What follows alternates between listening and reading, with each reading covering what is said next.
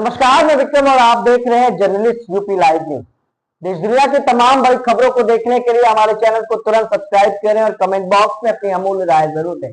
आइए आपको दिखाते हैं इस वक्त की सबसे बड़ी खबर। एक साधारण कैशियर और उसकी पत्नी पिता के ऊपर 90 लाख के गबन की झूठी FIR दर्ज करके रात दिन परिवार को नई नई मानसिक प्रताड़ना दी जा रही। पीड़ित के पास अपने पक्ष के सारे साक्ष्य होने के बाद भी कोई सुनवाई नहीं हो रही। मामला उत्तर प्रदेश के सोनभद्र का है, जहां पर पीड़ित कपिल की मां सुधा मेहरा ने मध्य प्रदेश के जिला नमारदापुर थाना सेमरी में निवास करती है। उन्होंने बताया कि मेरा बेटा कपिल मेहरा उत्तर प्रदेश के सोनभद्र जिला ओबरा में बालू खनन कंपनी में 3 साल से कैशियर के पद पर काम कर रहा था और वहीं अपनी पत्नी नीलू मेहरा के साथ ऑफिस के ऊपर निवास करता था। सब ठीक ही चल रहा था, पर दिसंबर माह में वह घर आया था जब उसने बताया कि बालू खनन माफिया सोहिल सिद्दीकी उससे सही बर्ताव नहीं कर रहे हैं और बार बार उससे बिना किसी कारण गाली देते हैं और पद से हटाने की बात करते हैं। उससे कंपनी का हिसाब 10 दिसंबर को वहां पर कार्यरत मनोज अग्रवाल और विकास दुबे को दे दिया था, जिसके सारे साक्ष्य पीड़ित के पास मौजूद भी। 23 दिसंबर को उससे कॉल के माध्यम से दूसरे पद पर काम करने के लिए बताया गया, जिसकी कॉल रिकॉर्डिंग भी है। वह दिसंबर माह की अंतिम सप्ताह में घर आया था। 31 दिसंबर को वह वापस ओबरा चला गया। ट्रेन से अपनी पत्नी को उसके घर छोड़कर 2 जनवरी को उसका कॉल आया। वह वाराणसी पहुंच गया है, अभी ऑफिस की गाड़ी लेने आ रही है। कॉल पर अपने पापा को बताया। अचानक 2 जनवरी से उसका मोबाइल फोन बंद आ रहा है। घर वालों ने ऑफिस में संपर्क किया, वहां से कुछ जानकारी नहीं मिली। हमने लोकल थाने में शिकायत लिखाने की कोशिश की, पर किसी ने बालू खनन माफिया सोहिल सिद्दीकी के कारण हमारी FIR नहीं लिखी। सुधा ने बताया कि मेरे पति राजकुमार मेहता लगातार ऑफिस वालों के संपर्क में रहे। उसने बताया कि मेरे पति राजकुमार मेहता लगातार ऑफिस वालों के संपर्क में रहे। उनसे बोला गया कि आप ओबरा आ जाओ, यहाँ आपकी कंप्लेंट लिखवा दी जाएगी। मेरे पति 24 जनवरी को ओबरा के लिए रवाना हो गए। कुछ दिन बाद वह अपने बेटे के घर में रहे। उसके बाद सोहिल सिद्दीकी उन्हें प्रताड़ित करने लगा, उसके साथ मारपीट की तथा गंदी और जाति सूचक बातों को लेकर भी प्रताड़ित किया गया।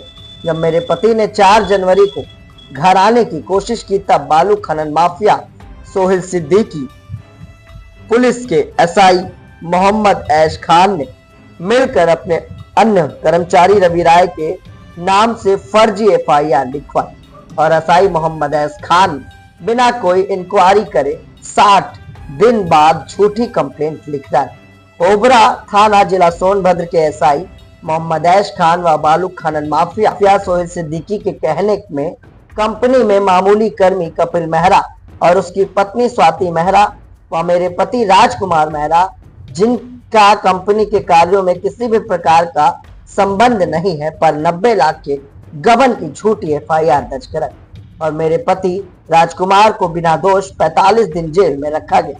न्यायालय द्वारा कोई भी साक्ष्य न मिलने के कारण उन्हें बेल मिल गई।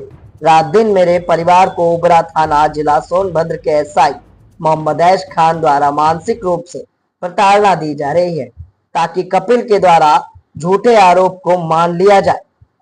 इस मामले को लेकर पीड़ित कपिल ने सोशल मीडिया पर एक वीडियो भी वायरल किया है और सारे सबूत भी दे डाले।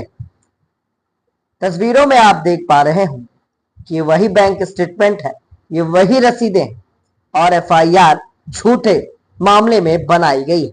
पीड़ित अब उत्तर प्रदेश के मुख्यमंत्री योगी आदित्यनाथ और यूपी पुलिस से न्याय की गुहार लगा रहा है। देखने की बात यह होगी, क्या इस तरह के SI और बालू खनन माफिया पर यूपी पुलिस और उत्तर प्रदेश के मुख्यमंत्री शिकंजा कस पाएंगे, क्योंकि पीड़ित पर फर्जी मुकदमा तो SI मोहम्मद ऐश ने लिख ही डाला। अब वीडियो वायरल होने के बाद आखिर क्या कुछ होगा, ये तो यूपी पुलिस के आला अधिकारी ही बताएंगे।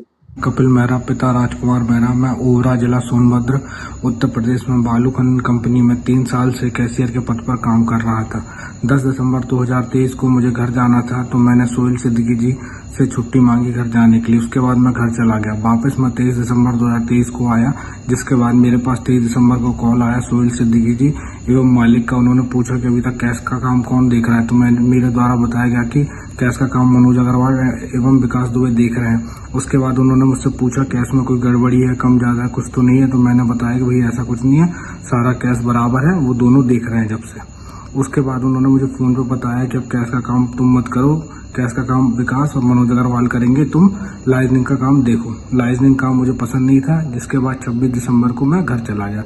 उसके बाद 28 दिसंबर को सोहेल सिद्दीकी जी का मैसेज आया मेरे पास कि तुम वापस आ जाओ, तुम्हें कैशियर काम पे हम रखेंगे, उसी कैशियर का काम तुम करना।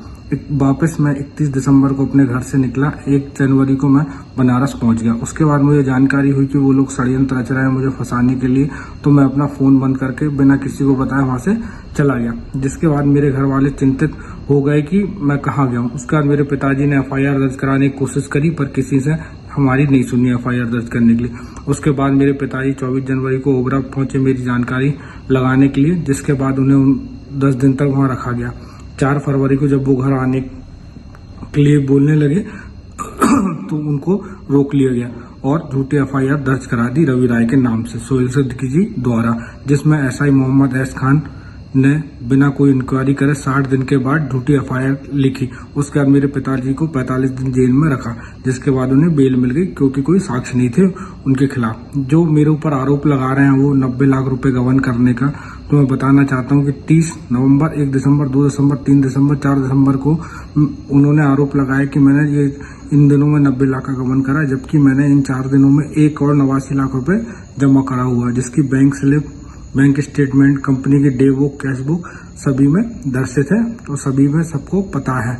उसके बाद भी ये लोग झूठा आरोप मेरे ऊपर लगा रहे हैं 90 लाख गबन करने का, जिसमें मुझे, मेरी पत्नी और मेरे पिताजी को फंसाया गया और मेरे पिताजी बिना कोई दोष के 45 दिन जेल में रहे। इसके अलावा इनकी प्रताड़ना खत्म नहीं। इसके बाद मेरे घर आकर SI मोहम्मद एस खान मेरे पिताजी को, माताजी को धमका रहे हैं और सोहेल सिद्दीकी से बात करने के लिए बार बार बोल रहे हैं और मेरी माताजी को भी जेल में ले जाने का बोल रहे हैं। इसकी पूरी वीडियो रिकॉर्डिंग है हमारे पास। और उच्च अधिकारी को जानकारी ना हो तो खनन मामले को ये लोग शुगर मिल का नाम दे रहे हैं। मैं माननीय योगी जी से निवेदन करता हूँ कि इनके खिलाफ कार्रवाई करें एवं निष्पक्ष जांच करें।